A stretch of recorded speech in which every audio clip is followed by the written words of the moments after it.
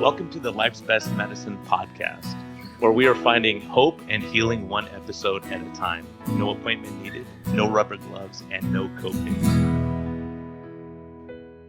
Just a healthy dose of life lessons to help equip you for this wild journey we call life.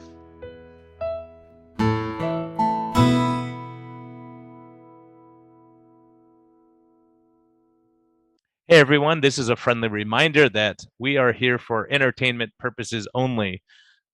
We may not even be that entertaining at times, but this is not medical advice. Talk to your doctor, check with your healthcare professionals before making any lifestyle changes or medicine changes. What we're talking about is our clinical experience and what we've seen. And so if you really want our advice, you can consult us. You can actually consult me as a doctor, or you can consult my guest and get all your questions answered. But we can't give free medical advice because we can't pay our bills with that, but we can help to educate you a bit and allow you to think a little bit. And always reach out to your medical professional before making any lifestyle changes. Thank you. Discover a new path to wellness at Arizona Metabolic Health.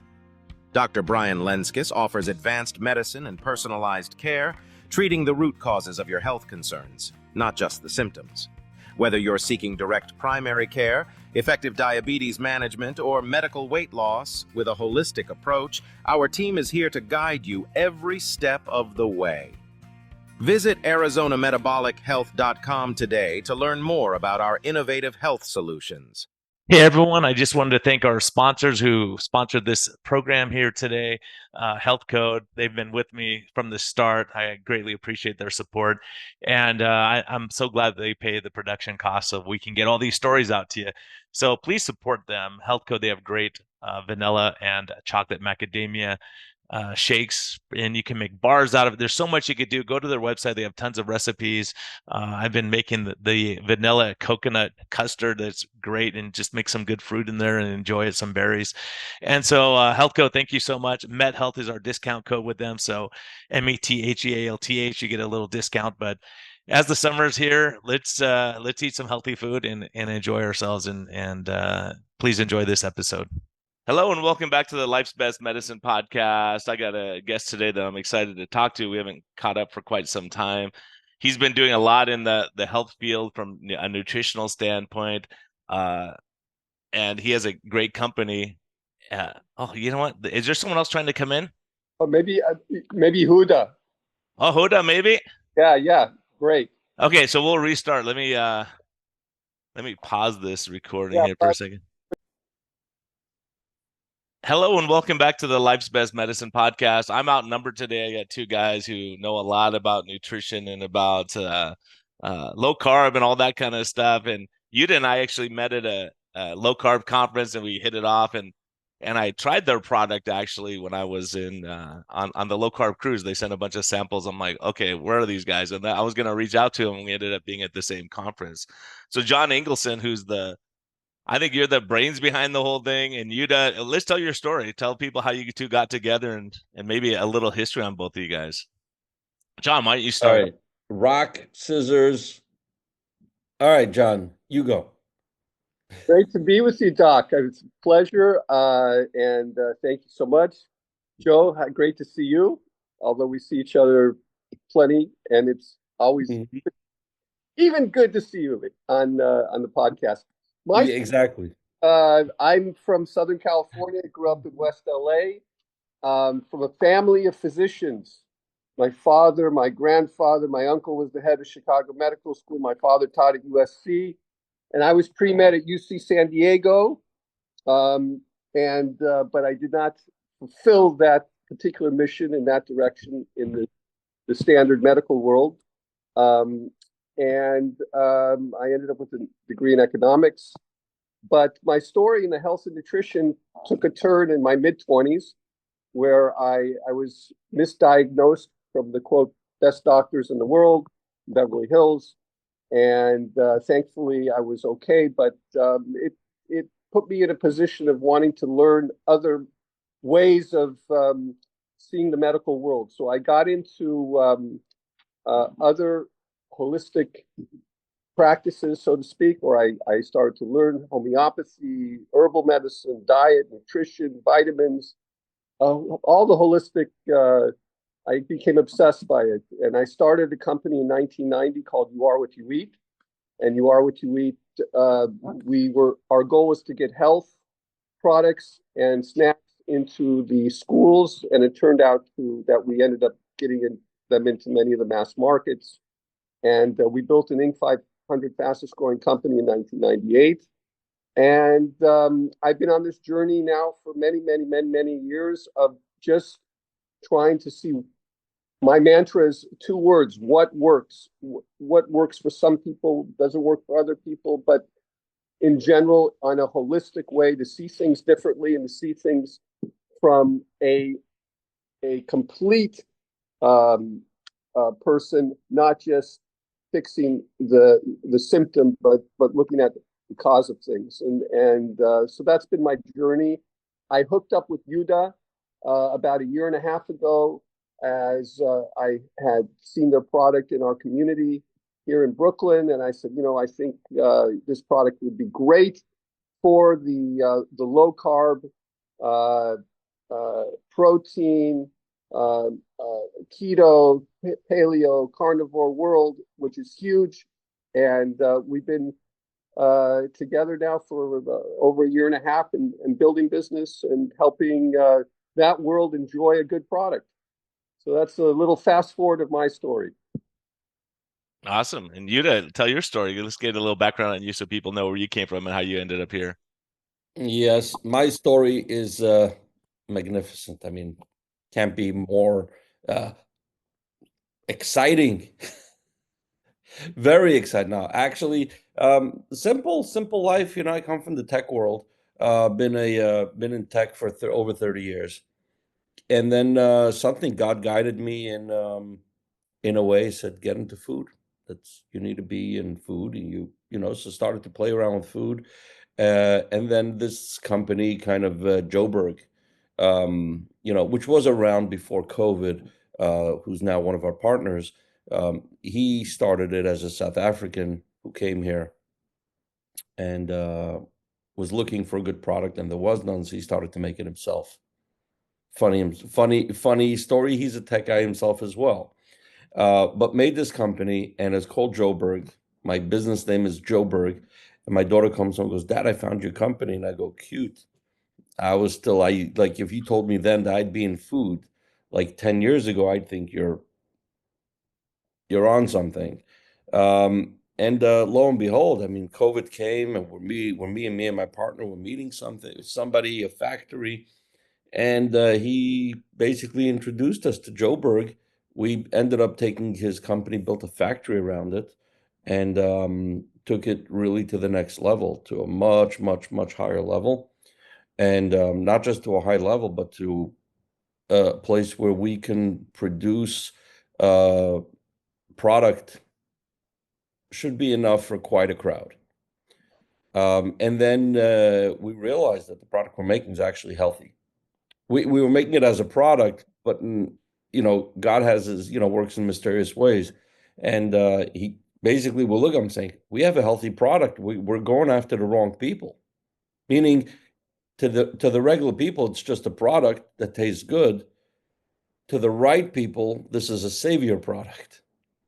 Yeah, because that's the big complaint I get from a lot of my patients. They're like, I just get bored. I want something to snack on. I want something salty. I want something that, so they're turning to chips and crackers and all these really highly processed stuff. And that's when I saw you, I was like, wow, this is great. I remember the first time I tried it on the cruise, I was speaking, and I was like, oh my gosh, we got to get in touch with these guys. This is really good stuff. So, and looking at the ingredient label, a lot of them, if you go to Costco, for instance, and get their beef jerky, it'll be beef, sugar is ingredient number two, or high fructose corn syrup or whatever they're using in a lot of these products. And I always wonder why that would be. Well, you want to know the reason? Yeah. Well, you got to use something. Has got to be you got to use preservatives, and you got to use sugar as a good when you drench something in sugar, so the product is protected by sugar. You Eh, marinate it in something, so it actually holds its preserve. And Second. historically, it was salt that was a preservative, right? Like people would just have salted meat, and yeah, and biltong back in the day was just basically salted meat, right? Correct. Well, if I could jump in here, this is a commercial effect of sort of demonizing salt, and sugar was okay, which we know is really the opposite.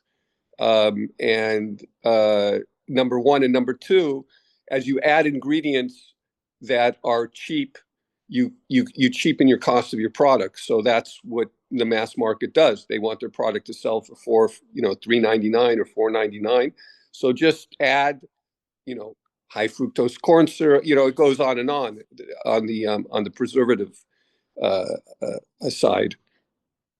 Yeah, it's amazing. I mean, we could talk about that a little bit because it's so interesting. I was interviewed a guy who was talking about like bean burritos, like the frozen burritos you used to get used to be meat and beans, and then they go, well, we can make it cheaper, and then they start at so now you see the ingredient label is like a foot long, in tiny writing you need your reading glasses to get. But it's amazing because they put all these preservatives in or additives because it's way cheaper than the real product, like the meat and the beans and things like that. Maybe you Of could course. speak to that a little bit with your experience. Sure. I mean, look, and you know this as a doctor. Here's the challenge economically for the medical world and the health nutrition product world, or the food world, and that is economically. If people are healthy, there's no money for the medical system, right? I mean, if you don't have to go to a doctor, thankfully you're healthy, then that system. So therefore, it's only this abundance, and you've probably seen it through your medical practice through the years. They've lowered the bar or raised the bar, so to speak, on procedures being done for kids, for adults. So, at 50 now you need to do this, or at 40 you need to do this. At 10 years old now it's this kid has ADD and this, and all these things lead to the medical world, profiting from it. And the bottom line is to keep people healthy. Reverses it's like doing a somersault in reverse to all those consequences. It's the same in the food world. If you want a really really healthy product, clean product, it's not going to last long on the shelf. So how is that going to help a food company? It's a challenge. So therefore, if you put healthier ingredients, or ingredients that are going to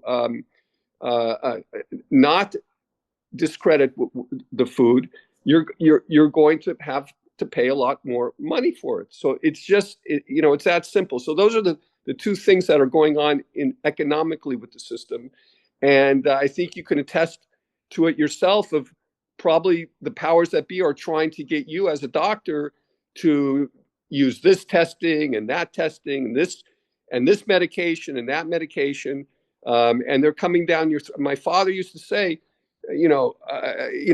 this guy's taking me out to lunch for this medication, and this one wants to take it. And they tell you it works, but who are, as a doctor, how can you actually keep up on every single medication and know that it actually works, etc.? So that's really what's Yeah, happening. and that's the problem. A lot of the education is coming from pharma and big food, and nutrition everywhere, and you must have been up against it trying to get a meat product into schools, right? Because now they're trying to say, like I know in New York, Tro was talking about like vegan Fridays and whatever Mondays, and so they're trying to get meat out of the schools, or not even allow it in the schools in some cases. And so you go, wow, when you have a product No, that's it's nutritionally it's sound. it's unbelievable. I mean, the politicalization of food and all these things. I mean, it's so ridiculous. Like if I just saw the new health secretary talk about the negative things of sugar, and then you have articles coming out everywhere like, why is sugar being demonized, and why is sugar, like all of Right. a sudden, Uh-huh. it's like so, Guess who's paying for it? it's so weird for me. Like I was like, when we were sort of quote radical in the health world, like Erewhon in LA, Brian, do you Oh know? yeah. Okay, so Erewhon is known as the uh, founding it's the pinnacle of health food store in the world in the world. And when it was founded in the original location on Beverly Boulevard, the people who went in there were like, we were against the system. You know, we were like really like you know that system is bad. Then all of a sudden you go into Whole Foods and it's like, no, the system is great. You know, like there's nothing wrong with the quote system, and it's just everything is upside down. I mean, you can't say okay, banning sugar and saying that sugar is really problematic are two different things. You know, so Yeah.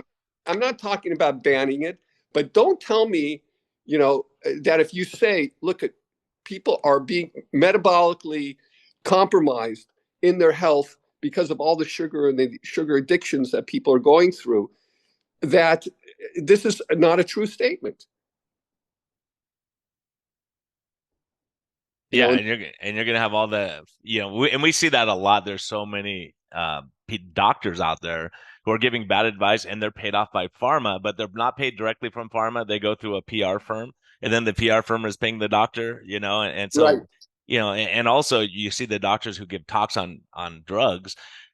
They go there, they don't even have, they go, I talk to guys who do it all the time, and they go, yeah, I don't even have to do any work because all my slide, like if I give a talk, I have to go do all the research and do everything for it. These guys, they go, here's the slide deck, just read it off here and do exactly what we tell you to do. So they don't, there's any doctor, anyone in the world could have read that from the slides that they're given. They're not, there's no independent thinking on that. Exactly. You know, so you know, my philosophy and Yuda will be with me is look, we just want to say, look, at this is how things are. I'm not people have to live, you know. I mean, if a guy has a piece of cake, I'm not going to put him in jail, you know. I'm not going to Really? you know, the Well, and bottom it depends where you're at metabolically, right? Some people are metabolically healthy; they're triathletes, they're working out all the time, and their visceral fat is low and all that, and they can get away with it, of, And other people, and it catches other up with people you at some point. I agree. You know, I'm going extreme on something, but the point is that just give people don't have the right information. I mean, I correct me if I'm wrong, and maybe I'm too radical on this, but I think 98% of type 2 diabetes is pretty much preventable and reversible with diet, and I've seen it because I've seen it, you know, in my own seminars and my own people that I've worked with. You know, we see people all the time with an A1C, you know, in 5, 6 or higher, and you just start changing their diet, and all of a sudden everything changes. Their numbers come down, their sugar comes down. I mean, it's obvious, and the system wants to just again take care of the system. You have high sugar, so we're going to stop the sugar, but that doesn't take care of the whole person as a holistic person. And this is what we're trying to do and help in and move people in that direction. Yeah, Yuda, you want to jump in here? Yuda's a talker, and we've kept him quiet. This is Yeah, well, amazing. Yeah, We you might guys are we doing might amazing. we might I'm get like an award or mesmerized. something. I'm he's mesmerized. he's a tiger. He's my tiger. He keeps my fire lit all day long. Yeah, it's so good that you guys are out doing these things, and I think it's so important because people are going to snack, right? So you go, okay, if you're going to, let's find something that's healthier for you, right? And then eventually maybe you don't need to snack as much. And so, having something instead of having chips and crackers where they're going to get hungry in an hour and we know what the sugar spikes are going to be. I actually checked your stuff on my CGM and I didn't have any sugar spikes at all. So I was like, okay, I like this. I'm even happier because it tastes great. My wife and I, we were on the cruise and there was only a few samples. So my wife and I were hiding them from each other so that they wouldn't all be gone by the time we I got love back. it. By the way, Huda, you know, we have this technology that's unbelievable. You know, I have a bag here. I just want to give Huda one because I think he needs one, right? All right, go ahead. Yeah, you're right. I do need it. So here you go. But we don't. I don't see anything. Your technology is working in real time Oh, you because got to hold it in front of you. you somehow Oh, there you got it. you got to put it in front of your face for it to work because Oh, otherwise there the you got camera it. doesn't see it in front of your face. In front of your face, and do Oh, it twice. you're Yeah, coming up with blank. we're doing magic acts here. These guys are Yeah, disagreeing what exactly. they're doing One on the second. You're screen. not Anyway, seeing anything. I'm handing it to you, Huda. All right, I'm let's see if it works. Go ahead. Go ahead. Put in. I Okay. see it. see One it. second. All right. Now it's gone, but Huda's going to get it. One It's the steak second. slices. Look at that. Oh, Not Wow. bad. Not Wow. bad. You One second. guys How are did you do super that? good. woo! How did you do that? All right. Um, I'm handing over Yehuda the Yeah, mic. so what's your newest stuff? What's your newest stuff? Tell us all the flavors you guys got so that people out there dying from South Africa can be happy, or those of us who want to steal the South African sorry, spices. I'm American. I I want know. to say forget the South Africans because we're here in America and it's I'm not originally we made this product was about the South Africans and people like the South African kind of culture and stuff, but realizing that no, this is very cute, but Americans want us to think about them too. Yeah, absolutely. And So we get to try the South African spices and flavors and all that. Doug Reynolds, a friend of mine, he was talking about all this stuff, and you move from South Africa here, and you're like, I can't find anything that is equivalent or that I like, and so to have something for those guys who are here, plus for the rest of us who can jump on the bandwagon too, right? yeah, exactly. So what you can see over here, we kind of a little bit Americanized it with the words steak slices. Yeah. That's what it really is. It's steak slices. Most Americans don't know what biltong is, but for those who are South African will know what's biltong. So we kept South African style. We kept with the traditional, the crusted pepper and the spicy peri. Okay, these are the three flavors that work and are completely South African style. Now All we're right. working on a bunch of new flavors that are American culture based, but the same healthy and the same minimalist and the same no extra ingredients and the same no sugar, no carbs, just high protein. I'll just give you a teaser on one. We're working on four new flavors, but I'll tease you with one. A black truffle. Oh wow. Yeah, you guys are getting fancy. And Not for yeah, us Well, commoners and anymore. that's based on that's more American base, which means the formula is turned around to cater to the American palate versus the South African palate. So I've given it already to people to try, family members, friends, and I look for that eyes rolling back or for their mouth to automatically go, "Oh my God, this is amazing. That's This is amazing. incredible." Yeah, cool. Yeah. Cool. So who came up with that? Who came up with that idea of the black truffle? Well, God infused the idea into my head. Oh, awesome. I give Huda credit, but Huda, tell him the story. You were Huda. I had the pleasure of having you for dinner Friday night, and I had my granddaughters here, and tell them what they did with Joburg. They were kind of bored with Bubby's food. So she goes, "So what would you like?" She runs over to the closet and takes out, like, I was like looking, I was like, okay, what's she gonna bring out? She runs out and grabs a few bags of Joe. The kids love it. I mean, the kids snacking on this. How much better? I'm like sitting by the table. Yeah, I'm like, I don't know where to put myself because it's like the Bubby made all this beautiful food and the granddaughter's running around and opening a Yeah, bag of yeah. Joburg and giving everyone a piece. Oh yeah, then that's the popular item. Yeah, that's crazy, isn't it? Yeah, it's awesome. Awesome stuff. But I think it's important talking about that, with kids and what they're snacking on. So many times they're eating, all the stuff with the food coloring and all the terrible stuff, and you go, man, no wonder. Like you're talking about with ADD, and then we drug them up instead of saying, hey, let's change their diet. I see so many patients that were diagnosed with attention deficit. They changed their lifestyle. Now they don't have ADD anymore.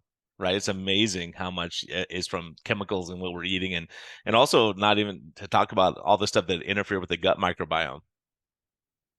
I mean, 100%. I mean, this is what we're again.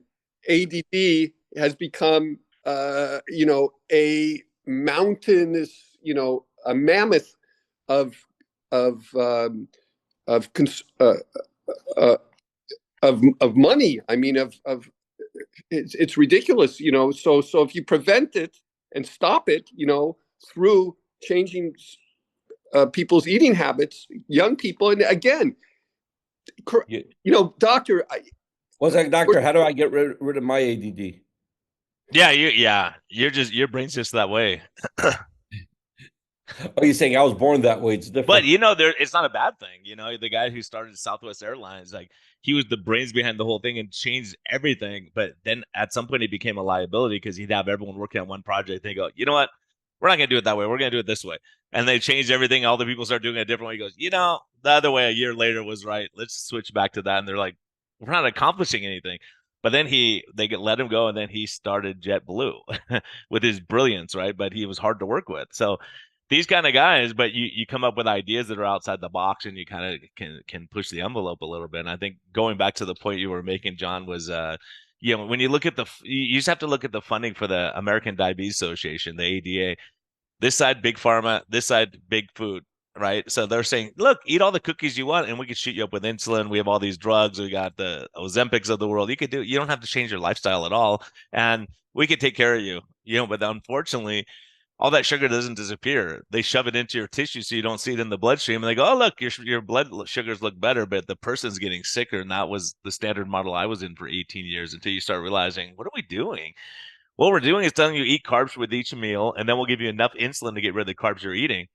Once you don't eat the carbs with those meals, then you don't have to shoot any insulin if you're a type 2 diabetic, And so that's the frustrating part about it. It's unbelievable, and even the name, Food and Drug Administration. What does food have to do with drugs? When you think about it, like, food is food and drugs are drugs. But look at the relationship there. You eat the bad food, so you need the drugs. So I mean, Or you have drugs in the food. uh, uh, even so, even more. I mean, but It's everywhere. It's a hard thing. And as a matter of fact, I was just reading a book, and this may be interesting to you guys, but he's talking about the gut microbiome. It's called Missing Microbes, and they're talking about how in certain cultures we're missing all these good microbiome. And he said, cows that they inject them with antibiotics, not because they're sick. If they get them enough antibiotics, it makes them fatter. They get bigger and fatter, and so they could sell more meat that way. That's why they're using the antibiotics more and more. Obviously, they use it for infections also, but standardly, they're just injecting cows and chickens with antibiotics to make them fatter. Correct. And now you say food and drug. You have drugs in all your food that you think is healthy, and they're all filled with drugs. Well, and not only that is like when you start looking at all the vegetables that people are eating, they have a ton of chemicals on it. And go, wow, the vegetable themselves are fine, but then you go, gosh, dang it, all the stuff that's on it, the disruptors of the gut and hormone systems. And so, yeah, it becomes a big challenge. I mean, So especially glyphosate, which is like in all it's so prevalent. It's particularly in the wheat products and many vegetables. Yeah, I mean, it's a minefield out there. I mean, again, we can do better. It's hard to eat organic. We do our best. It's but it we have to give people consciousness so that if we have enough people wanting the market to change, the demand will go up, and people and companies will move in that direction. That will ease the pricing. That's what has to happen, in my opinion, as far as on the commerce level. Yeah, it's hard to get in the door, especially, and that's one of the things. The sponsor of this podcast, I'll speak for them because I've talked to them about it. Um, Health Code, they make a great product. As a matter of fact, just as an aside, they're not telling me to say this, but I was in Guatemala on a medical trip, and there's a lot of people who are very thin that their sugars are 400, 500. So I was like, I wonder what Health Code could do because I think it's a nutritional deficiency. And so I gave them like just a shake and my friends are laughing at me like that's not going to do anything. All of a sudden these ladies are coming back. Their sugars were 544 to start. Now it's 288 like an hour later with no other intervention, right? Wow.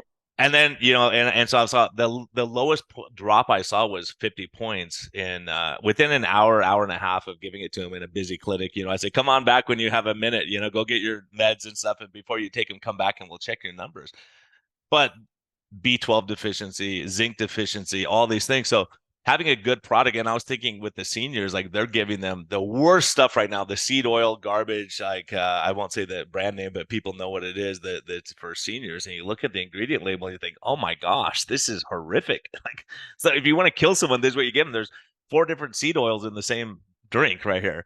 And then the other things are maltodextrin and sugar and high fructose corn syrup. You go, oh, because they're just trying to keep them from wasting away, right? They're not giving them that's not nutritional. But I was thinking, man, if I had some Joburg and I had this health code together for seniors, that would be a great combination to get them enough, because protein deficiency is a huge issue, right? Low protein is a huge issue with what we call sarcopenia, losing muscle mass. You lose muscle mass, and then you get metabolically really sick. And so, the combination would really be something. No, I mean, listen, you hit the head on the nail, and so, I mean, we're talking about two ends of the spectrum in the community, which is young kids who are getting addicted to sugar, and getting into the bad diets, and then you have the elderly who are giving some of the worst nutrition, and it just keeps its snowballing effect, and not reversing their health. So the question is, you want you God willing, you want to grow older and have vitality and have health, and you need muscle mass. This is one thing you hit very, very important, the protein aspect. So they're giving tons and tons of carbs, and you see people's elderly lose a lot of their muscle mass, and this is very, very key. I think you hit a very important point, Doc. Yeah, I think it's critical, and that's one of the big things. If you're giving people sugar, their nutrition, you can give them protein, you give them sugar, you can give them fat, and you try to figure out the best combination of those things, right? And healthy fats, right? I mean, there's a difference; they're not all the same. So people are eating avocados a lot different than eating, mazola, And the other interesting thing that every year it comes up when I'm in Guatemala, and I asked people this again, and it's very interesting. But over there, everyone eats black beans, like eggs and black beans, everything, black beans with everything. And so I would ask the poorly controlled diabetics, what are you mixing with your beans when you make them? And they're all using seed oils, mazola in particular. And then the other ones who have good sugar control ask them, what do you put in your beans? And it's always manteca. And they're embarrassed by that, which is the pork fat for them, right? Manteca, Or the manteca, beef what kind fat. of butter or butter? Or butter, yeah, or butter, yeah. Ah, okay. Manteca is for like natural. Yeah. Yeah, so they're using like the beef tallow, for instance, and their sugars are way better. So it's really interesting. I think it's something we really have to look at, and look at the nutritional deficiencies. And we know the seed oils cause inflammation and fatty liver disease and all that. So switching over, and if you tell somebody to eat meat, they're like, oh my gosh, what about the cholesterol? Well, your sugar's 500. We got to fix that problem first. That's a big issue, right? Look, So 1 second. So what do you do? See, what do you need? You need to add zinc and B12. Well, for those guys, I don't know. I don't know what the deficiency is, but I'm telling you, a lot of these people are relatively thin. Like we would look at them on the street, go, "That's a healthy person," and their sugar's 500. So it has to be a nutritional deficiency. It's not obesity that's causing this problem, right? In their case. So looking at seeing what can we do nutritionally, and that's why here in the US, when I give someone health code, I don't see their sugars drop 200, 300 points like that. Like that's crazy stuff. It has to be a nutritional deficiency, that they're having, that there's something they're missing so that they can't make insulin. So omega-3 is high in this product. I mean, I was looking at, I go, okay, what nutritionally causes diabetes? And you look at all of them, and vitamin D3, zinc, and the omega-3s. And so you go, if you give that in their diet, right? So the reason I started doing it, because I would talk to the doctors in Guatemala, and they would tell me, what's interesting, doc? When we give our diabetics milk, whole milk, their sugars drop. They come down. And I was like, that doesn't make any sense, because whole milk has a lot of sugar in it. And they go, their sugars get better, even though we're giving them sugar. and it has to be some deficiency that's replacing. So there's something in milk that's helping these people that are very malnourished. But then you go, a lot of our seniors are malnourished too, right? Because they're not getting good nutrition and they're getting these kind of seed oil drinks and all that kind of stuff. So if you cut that out and you give them something else to replace that, they should do a lot better. Yeah, And I mean, that yeah, 100%. And the other thing, something interesting, and Dr. That's incredible. Paul Saladino talks about this, and I wanted to get your take on it. And I'm telling people, and I'm doubling down with this, and that I have to say that anecdotal evidence in testing in this world that we're talking about is much more reliable than the theoretical testing or any of the other testing that's going on within the lab testing in a controlled environment. Because what you're seeing, you see people. Let's just say I saw a woman. She had tremendous acne. I have pictures of her. She was on a vegan diet. You see her face is all blown up, right? And then she said, you know what? She heard about carnivore. She heard about going low. She went on a carnivore diet. She's now 6 years on it. And you see the face is all her acne went away. You see this over and over with people, but this is not lab testing. When you go in the lab and they go, we took 50 people and they ate like this and they did like that. When yeah. you have those controlled tests, do not work as well as, in my opinion, as a real what we call anecdotal testing, which is you have a person, they're diabetic or pre-diabetic, or they're overweight, and then you change their diet, and a month and a half, their A1C goes down, their sugar level goes down, they lost 15 pounds, and they feel great. And the doctor says, "Oh, I don't know what you did. I don't know.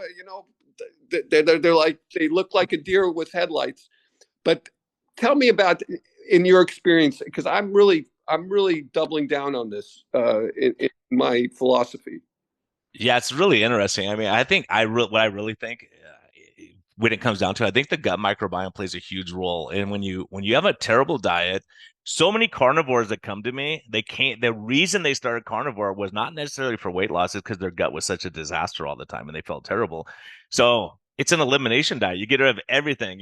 There's stuff in, people don't think about it, but lectins in vegetables, for instance, some people are very sensitive to it. So certain vegetables may affect them and they get robbed of their diet and their gut gets better, right? So there's definite data. I'm looking at it right now with carnivore diet or eating more meat. What happens is the relationship of some of the gut microbiome changes. I don't know what the long-term effects are, right? So long-term, do you get your gut right? And then all of a sudden these guys get starved of sugar for too long and they start eating your own gut lining, and then so long-term, there's some people who have gone carnivore who develop hyperglycemia, Right.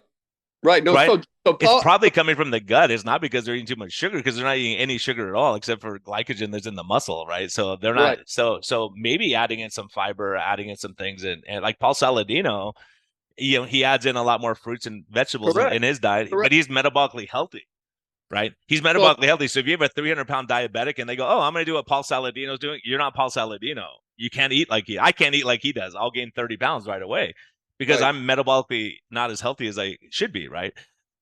So yeah, there's a lot to it that you go, once if you're not feeding the right gut microbiome. So maybe adding in some berries here and there, maybe adding in some fiber. It's not that, a lot of people, they always say fiber for constipation, but you go, what about feeding the gut microbiome? If those guys aren't happy, and so there's, no matter what you're eating, if you're vegan, you're gonna have a certain gut microbiome. If you're carnivore, you're gonna have a certain gut microbiome.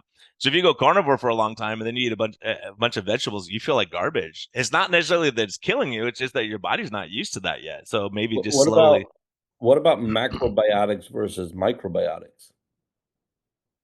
Yeah, I think there's all, and I think we're going to come down to, it's so individual. Like you're saying, it's an end of the end of one. It's like what works for you ultimately, right? this So this is what look, Paul, I actually got I have somebody that I met that actually gave me macrobiotics, like a fiber. It's like a cactus um fiber.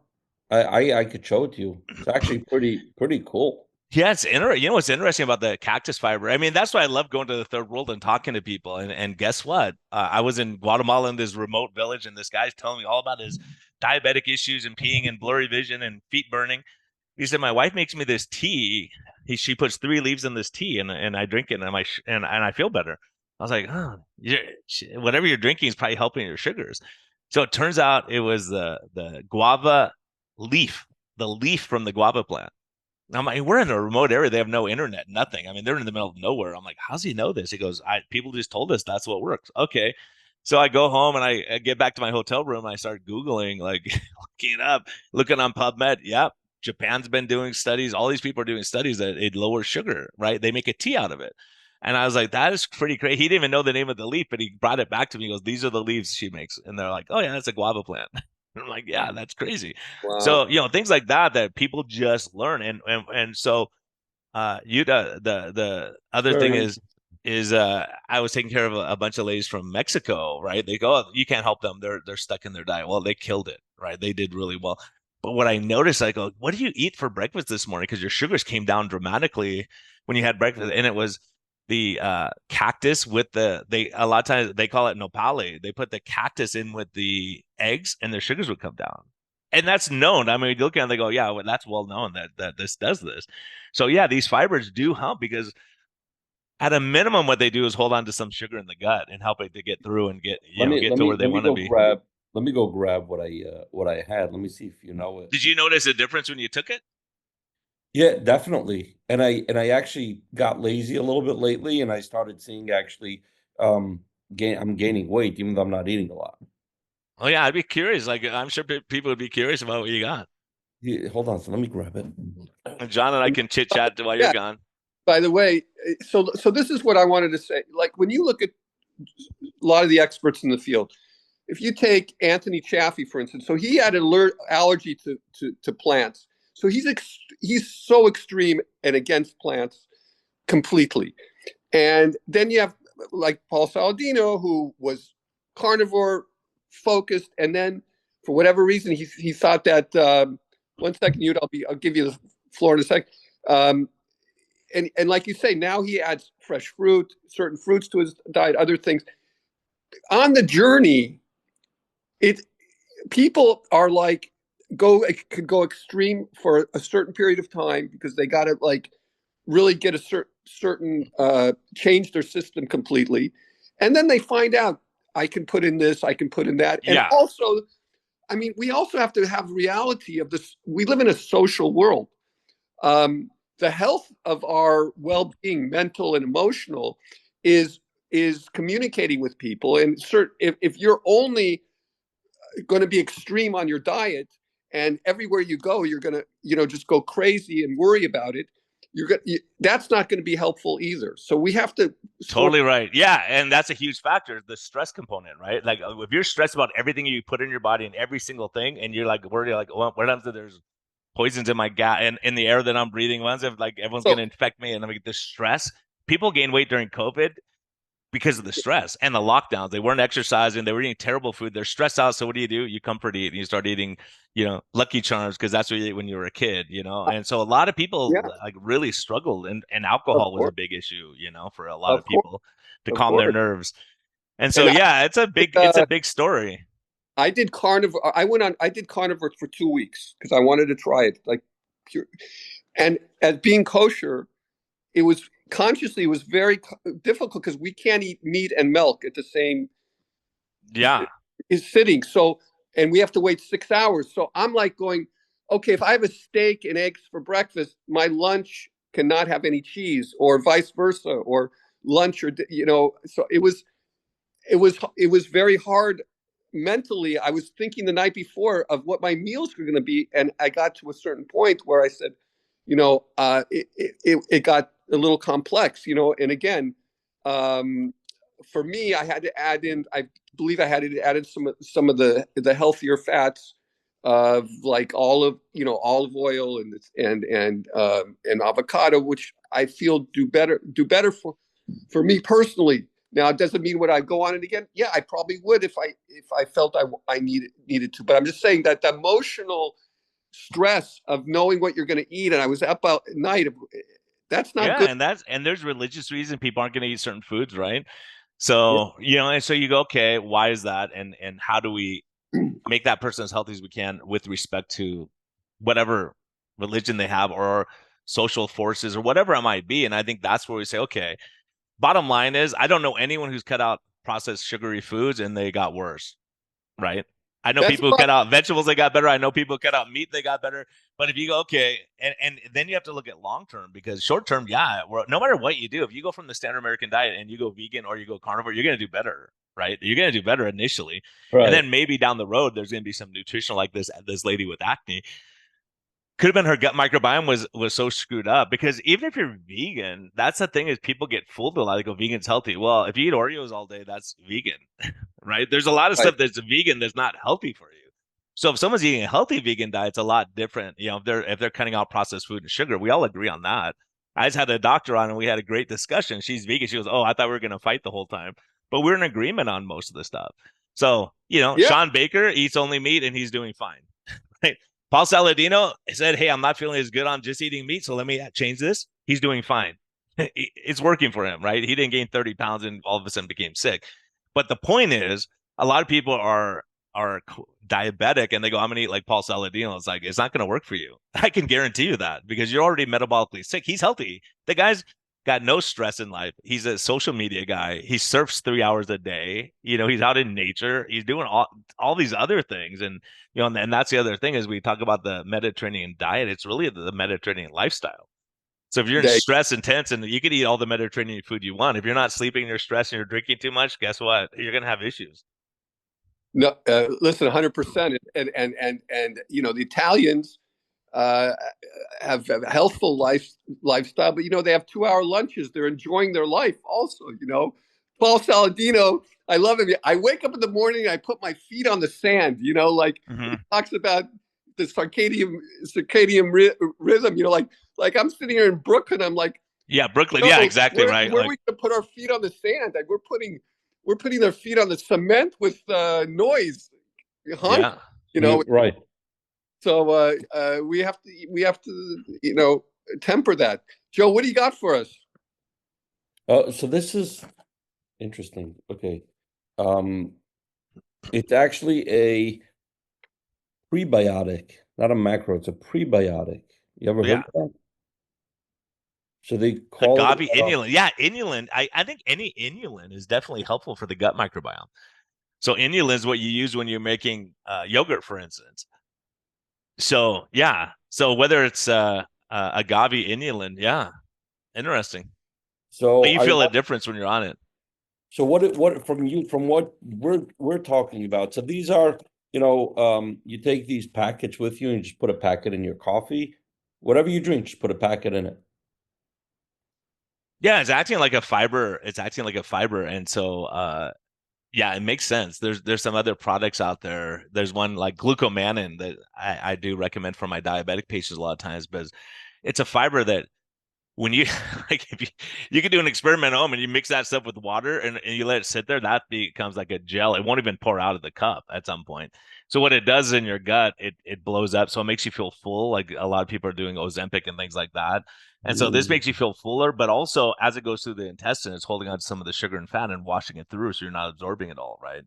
So there's some benefits to that of showing again, it's so individualized. And I think that's what we're going to find is some people can respond great to a carnivore diet and they do fantastic for years and years. What do you think And about a chia seed? yeah, I think chia seeds are great. Yeah, I think they're because they'll fill you up too. If you do a chia pudding or something in the morning, Yeah, you can but do they're that with all like, full of, but it's With full of that to carbs, though. to grass-fed yogurt would be great. Yeah, well, but well, chia has a lot of carbs, no?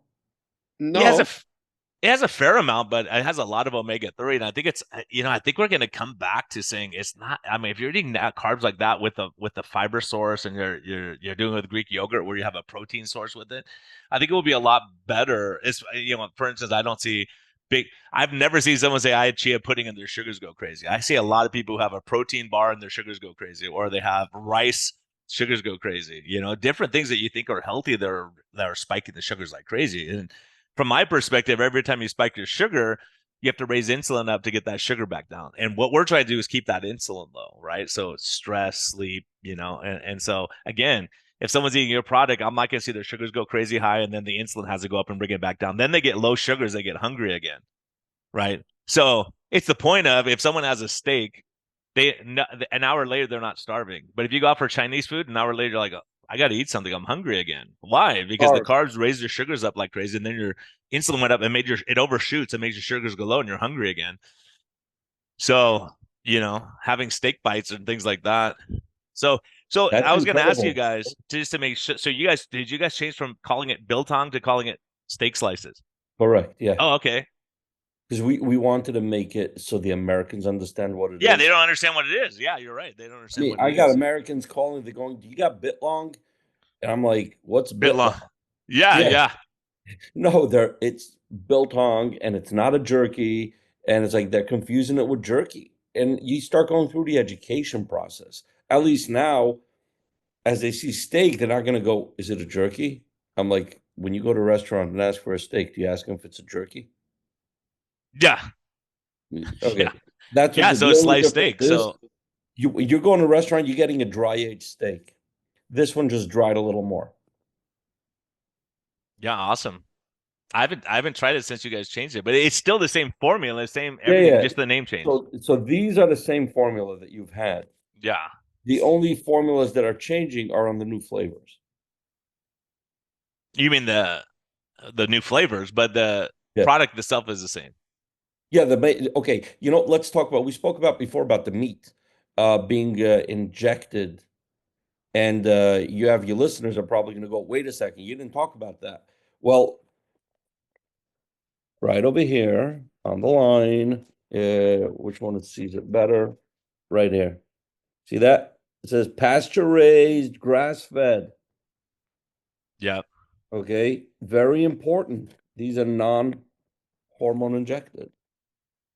So you're actually eating a healthier meat because we buy the meat that wasn't intended to get fat and big, or rather lean and mean. So Is that, it considered kosher still if they're injected with antibiotics and things like that, or is that not considered like does that? well, the Bible is very knew every single possibility that humankind can come up with. Okay, so they said everything affects comes down to the first thing that the rabbi checks inside is to see if there's any infections or anything in the lungs, because the lungs is the ultimate is the ultimate organ that if the animal is sick, you're gonna see it on the lungs. So the rabbi checks, and if the lung has got a hole in it, you know that animal's not 100%, and it forfeits it to not kosher. So when you're eating a kosher animal, let's look at the percentages of today's harvesting. You harvest 100 cows, maybe 30 of them are going to be kosher. No. So they're actually checked to be kosher. They have Of to. course. Yes. Of course. Wow. And Yeah, not because just I always check, wondered that, like with kosher hot dogs, I'm like, really, is it kosher? But it is, right? yeah, it's not just that. It's even more than that. Rabbinically, the rabbi that's there cannot be in the same room as the owner, meaning the owner cannot watch him inspecting them. So Because they then can't he'll have feel influence and intimidated, yeah, and yeah, he'll try to give more leniency. And the law is no, he's not there, and you give. It's almost like what you would call an anonymous vote, and yeah, so it's like no, it is what it is. It's just not kosher. It's yeah. They just call it kosher or not kosher just based on the inspection. yeah. And then the USDA is going to inspect it after the rabbi inspects it, and then he gives trade. So a lot of times, well, you obviously because only 30 out of 100 are kosher, the other 70 are all USDA inspected, and they're all fine. Wow. Which means USDA is a lot more lenient on the health of the animal than the Bible is. Of course. Yeah, of So course. just to add to Yuda's eloquent analysis, there's another saying from the biblical teaching that a bribe blinds the eyes of the wise. So that's why that everything has to be, even somebody, who could have wisdom, if in the wrong circumstance, could be, it could happen. So we see lots of things here on a spiritual level, and we try to get obviously the purest and most wholesome product that we can possibly put out. Awesome Yeah, stuff. And I got to ask you guys, like, since we're getting to the end of our hour here, unfortunately, I knew it would go by pretty quick. Um, that's not what's, cool. well, I We know. haven't even Do you guys, tapped or touched anything. what's that? We haven't even tapped into or touched anything yet. I know. We'll have to do it again. We'll have to run this one back again, I'm guys. sitting Because quietly waiting for my hour to talk. yeah, yeah, we'll do that. We'll get you back on and we'll talk about it. But you guys have a discount code for my listeners? Yeah, let me go over everything. So you should have a link, which will be Joburg Meats, JOBURGMEATS.com/METHealth, METHEALTH. Special link for you. And discount code METHealth, METHEALTH, for 15% off all orders. And Awesome. this will be awesome, very easy. And we That's the same code I use for health code, so that works out perfect. Yeah, Yeah. so I thought that would be easy. That's what you had mentioned. So, But and don't forget the S at the end. It's Joburg Meats with an S because the S is there for savings. yes, Oh, all right.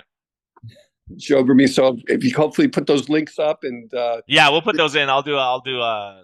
We'll put on I do a mailer for my listeners, and also we'll put it up on the websites for Arizona Metabolic Health and San Diego Metabolic Health, so people can track you down. Because as a matter of fact, when I started doing low carb, I was thinking, man, there's no low carb. As a matter of fact, I'm slicing up beef jerky. Since you guys haven't sent me any samples, I'm slicing up some beef jerky today. Well, I hope you made it without sugar. so Yeah, no Doc, sugar. No sugar. I do it all because that's the only way you can do it. But I don't have time for this, so I'd rather use you guys' stuff. But well, it doesn't last very long in my house, I find. That's the issue. it's a pleasure. It's a pleasure. Everyone takes it and does it. So I got to ask both of you guys, since we're on the end of our time here, since this is life's best medicine, I have to ask you each, and I'll put Yuda on the spot first. What's life's best medicine for you? Like, where do you go when things are hard? Like when there's struggles, where do you turn to when things aren't going great? Or what wisdom would you give people if you go, this is what's important in life, guys. After all I've been through, here's what matters. Like, what would you say? And John, I'm going to come back to you. I'll give you time to think. Okay, you got it. The truth. It really, really comes down to the truth. There's no fluff here. After going through everything in life, you realize your connection with God is everything. And without that connection, there's no meaning in life and there's no reason for life. God put us here for a reason. God put us here to help another person, to be there for another person. You have a mission, and the mission is not you. The mission is about the world. The mission is about everybody around you. But it changes. You know what they say? Don't try to change the world. Change yourself first. And you can help everyone else by changing yourself. So focus inward in order to help outwards. But Yeah, you like that line, right? yeah, and I'll tell you, I was impressed when we were at the low carb conference in San Diego. I wanted to talk to you. I want to find out more about your company and you.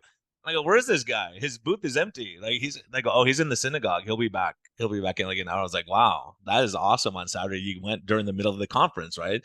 So these are No, I things that, actually went away for the whole day. I was gone for Saturday yeah, I had to track you down on at Sunday. work. Yeah, I'm like, where are you, man? I keep coming back. I don't see you here because I want to find Yeah, out about what I you guys are left doing. before sunset on Friday. I was gone. I came back Saturday night. Everybody's already after the parties and after everything. So, John, how about you, man? What's life's best medicine for you? So I'll bookend it with two ideas. First is I ditto. Well, let's say three. I ditto everything Yehuda said. I would say like this: gratefulness is the mother of happiness, and being grateful is a key to a person's well-being, and that's how you can solve a lot of issues, emotionally, mentally, and not focus on what's going wrong, and when when the red light doesn't turn green, and you're et cetera, et cetera. But you start being grateful for what we have while we're in pursuit of what we want. And this is one thing that can help a person holistically in a tremendous, tremendous way. Number two, I thought of this years ago. I call it 3 C's and 1 D to success. And the 3 C's are, the first C is clarity, is wherever you're in life, get clarity of where you are. If you're metabolically unfit, or if you are fit, hopefully see where you are. And then the next C is commit to a better way of life, commit to what you need to do to make the changes. And then the third C is be consistent as much as you can, to have the consistency, because a small amount of consistency, and Doc, I believe life is never is not as is not a zero sum game. It's about taking incremental positive steps and being consistent in those steps, and that will make great changes. And the D is the most difficult, which is discipline. And with the discipline to implement the 3 C's, this is how your road to success can be very, very, very fruitful. Wow, both those are both you guys just awesome stuff because we call it vitamin G grateful. Being grateful, that's a huge vitamin to take every morning, right? Be grateful for what you have, count your blessings, because a lot of people are worried about what they don't have every day. And that's why people who are listening know I just got back from Guatemala, and it's amazing. People are so grateful. Like I had people that were we get to the clinic at 9, people were there at 4:35 in the morning lined up, right because they want to see the doctor that day.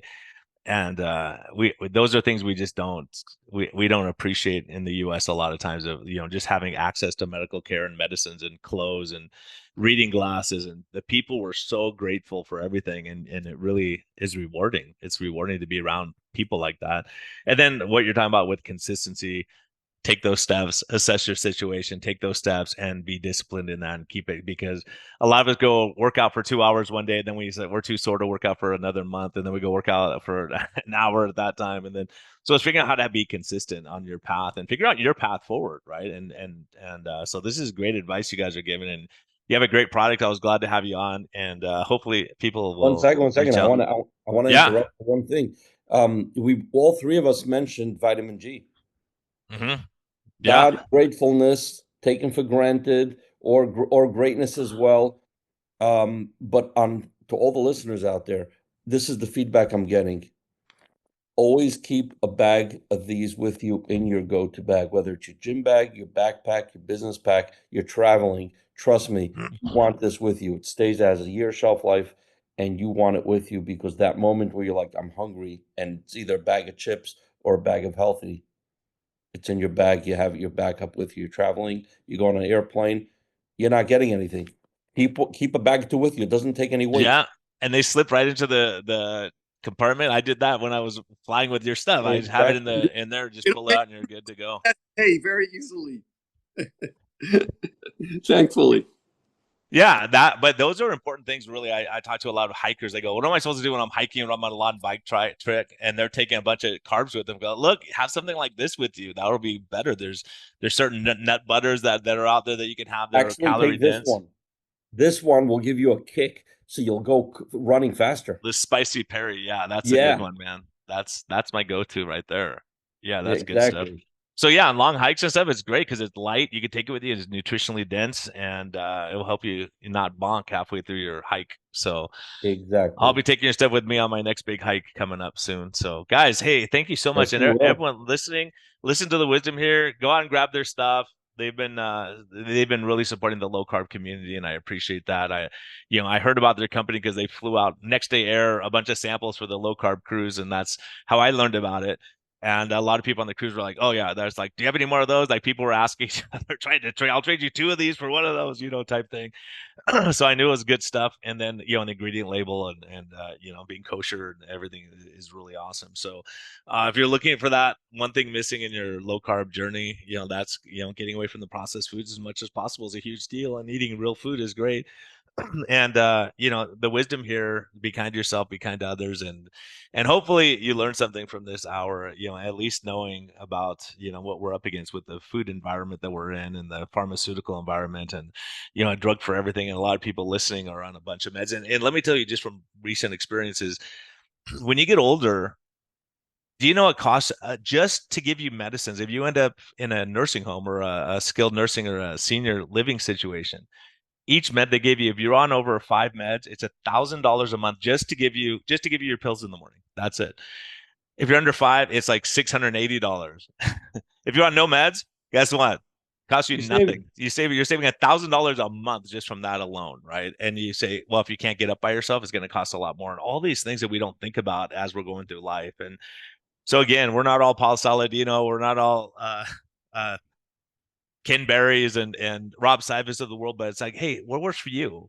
Maybe it's just taking off 10 pounds or putting on some muscle mass, and whatever it is, just get out there, get moving, enjoy life. Don't stress about every little detail, and go surfing every day like Paul Saladino. Yeah, let's do it. Yeah, exactly. All right, guys. Hey, thanks so much Amazing. for joining me. Have a Thank great you. week. Amazing. Thank you, doctor. Thank you. Blessings. Blessings.